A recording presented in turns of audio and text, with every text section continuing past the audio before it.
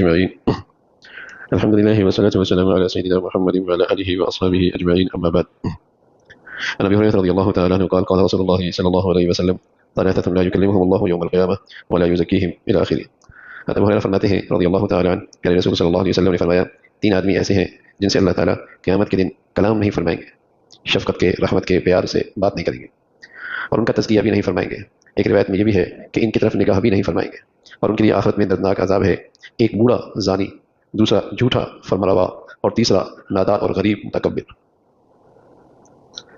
یعنی وہ ایسے اشخاص کا تذکرہ فرمایا کہ پہلے بڑھاپے میں شباب، اعصاب یہ سب کمزور ہو جاتے ہیں، لیکن یہ وہ بوڑھا پھر بھی اپنی بری عادت سے نہیں جاتا، اور پھر فرمانروا حاکم جس کے پاس اختیارات ہیں، قدرت ہے، وہ تو کوئی مجبور نہیں ہے، وہ بھی جھوٹ بولے، اور پھر نادار اور غریب جس کے پاس ہے ہی کیا کہ وہ تکبر کرے لیکن پھر بھی تکبر کرتا ہے۔ تو پیارے رسول صلی اللہ علیہ وسلم نے فرمایا کہ یہ تین قسم کے لوگ ہیں، بعض گناہ بذات خود بھی سنگین ہوتی ہیں اور کبیرہ گناہ ہوتے ہیں، لیکن بعض خاص حالات میں اور خاص اشخاص میں اگر وہ پائی جائیں تو ان کی سنگینی اور بڑھ جاتی ہے۔ ویسے ہی وہ سنگین گناہ ہوتا ہے، کبیرہ گناہ ہوتا ہے، لیکن اگر وہی کبیرہ گناہ حرم شریف میں ہو، مسجد میں ہو، تو اس کی سنگینی میں اور اضافہ ہو جاتا ہے۔ اسی طرح وہی سنگین گناہ اور وہ کبیرہ گناہ کسی خاص شخص میں پایا جائے تو اس کی سنگینی اور بڑھ جاتی ہے۔ زنا اپنی ذات میں بہت سنگین گناہ ہے، کبیرہ گناہ ہے، لیکن جب یہ بوڑھے میں پائی جائے تو اس کی سنگینی اور بڑھ جاتی ہے۔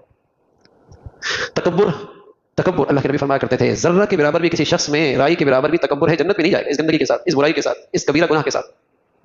اتنا سنگین گناہ ہے، لیکن جب یہ غریب میں پایا جائے اس کی سنگینی اور بڑھ جاتی ہے، اس کی سنگینی اور بڑھ جاتی ہے۔ جھوٹ بری عادت ہے، بدترین عادت ہے، لیکن جب یہ فرمانروا کے اندر پایا جائے تو اس کی سنگینی اور بڑھ جاتی ہے۔ میرے رسول صلی اللہ علیہ وسلم نے بتایا کہ یہ چیزیں ایسی ہیں، اگر ان میں پائی جائیں تو یہ اللہ کی رحمت سے بہت دور جا نکلتے ہیں۔ مثلا چوری بذات خود بڑی معصیت ہے، لیکن اگر چوری کرنے والا دولت مند ہے تو اس کی سنگینی اور بڑھ جاتی ہے۔ جس کو چوری کی کوئی ضرورت نہ ہو، یا سرکاری سپاہی اور چوکیدار ہو، پھر چوری کرتا ہے تو اس کی سنگینی اور بڑھ جاتی ہے۔ اس کا کام حفاظت کرنا تھا، وہی ڈاکو نکلا، وہی چور نکلا، اس کی سنگینی اور بڑھ جاتی ہے۔ پھر ظاہر ہے اس کی سزا بھی سخت ہوتی ہے، ناقابل معافی ہوتی ہے۔ تو رسول اللہ صلی اللہ علیہ وسلم نے تین مجرموں کا تذکرہ فرمایا کہ ان بدبختوں اور بدنصیبوں کی قیامت کے دن اللہ ہم کلام بھی نہیں ہوں گے اور ان کا تزکیہ بھی نہیں فرمائیں گے، اور آخر میں یہ مجرم بن کر اللہ کی نظر کرم سے بھی محروم رہیں گے۔ ایک بوڑھا زناکار، دوسرا جھوٹا فرمانروا، تیسرا نادار کی حالت میں تکبر کرنے والا۔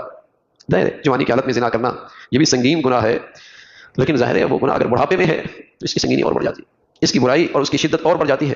تو پیارے رسول صلی اللہ علیہ وسلم نے فرمایا یہ بدترین گناہ ہیں، لیکن جب مخصوص افراد میں پائی جائیں تو ان کی سنگینی میں اور زیادہ اضافہ ہو جاتا ہے۔ بس اوقات ایسا ہوتا ہے کہ اللہ حفاظت فرمائے ایک عادت پڑ جاتی ہے برائی کی، اور اس عادت کی وجہ سے وہ مجبور ہوتا ہے، اس کو ضرورت نہیں ہے، لیکن چونکہ چوری کی عادت پڑی ہوئی ہے، خیانت کی عادت پڑی ہوئی ہے، کر رہا ہوتا ہے، حالانکہ وہ موقع جھوٹ کا ہے نہیں، لیکن عادی ہے نا جھوٹ کا، عادی جو ہے جھوٹ کا، جھوٹ بولے گا۔ اللہ حفاظت فرمائے ایسی اعصاب میں طاقت نہیں ہے، جسم میں طاقت نہیں ہے، لیکن چونکہ اس برائی کی عادت پڑی ہوئی ہے اس میں مبتلا ہے، اور بڑھاپے تک اس گندگی میں مبتلا ہے، تو کہتے ہیں عادت سے مجبور ہے بھائی، یہ تو اس کی عادت ایسی ہے۔ تو اللہ تعالیٰ حفاظت فرمائے کہ گناہوں کی عادت لگ جائے، اور وہ بھی سنگین گناہوں کی عادت پڑ جائے، کہ اللہ کی نظر رحمت سے محروم ہو اور اس کی نظر کرم سے محروم ہو۔ کتنا خوش نصیب ہے جس کی عادت نیکیوں کی پڑ جائے، جس کی طبیعت نیکی کی طرف کھینچنے لگ جائے۔ بس اوقات جوانی میں عبادت کرتا ہے اور کرتا ہی چلا جاتا ہے، لیکن بڑھاپے میں اس کے اعصاب کمزور ہو جاتے ہیں، جوانی جیسی عبادت نہیں کر پاتا، لیکن اندر ہی اندر حسرت کر رہا ہوتا ہے کاش کہ وہ عبادت مجھے جوانی میں توفیق مل رہی تھی، بڑھاپے میں ملتی، لیکن اس کے اعصاب ساتھ نہیں دے رہے۔ تو اللہ تعالیٰ فرشتوں سے فرماتے ہیں جو یہ نیکیاں جوانی میں کر رہا تھا، بڑھاپے میں بھی اس کی نیکیاں وہی لکھتے چلے جاؤ، بڑھاپے میں بھی اس کی وہی نیکیاں لکھتے چلے جاؤ۔